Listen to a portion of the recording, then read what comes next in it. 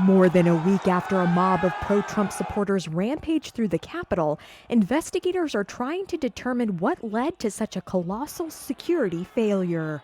The U.S. Justice Department's internal watchdog on Friday said it would review how the FBI and other law enforcement agencies prepared and responded to the storming of the U.S. Capitol by President Donald Trump supporters.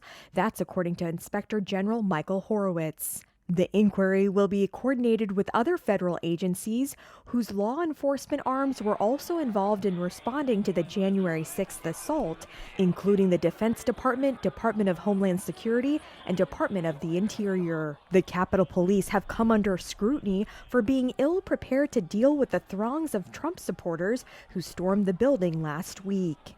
In some videos posted on social media, police also appear to be overly friendly with rioters, with one even taking a selfie with people as they illegally entered the building. Some of the court filings have offered a window into questionable behavior or a lack of preparedness by law enforcement.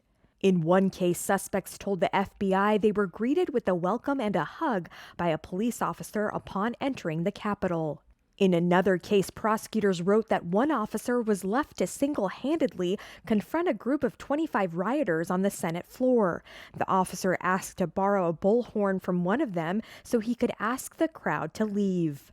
The review by the DOJ comes after Reuters and other media outlets reported that the FBI office in Norfolk, Virginia, circulated a bulletin a day before the events at the Capitol, warning that extremists were preparing to travel to Washington to commit violence and war.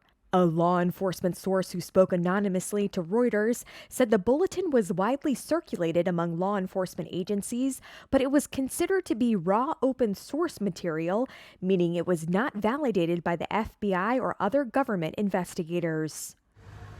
All of this comes as the nation's capital and cities across the country ramp up security ahead of U.S. President-elect Joe Biden's inauguration. Officials have warned of plans for armed protests in Washington and all 50 states, with some saying the threat could remain well beyond the inauguration.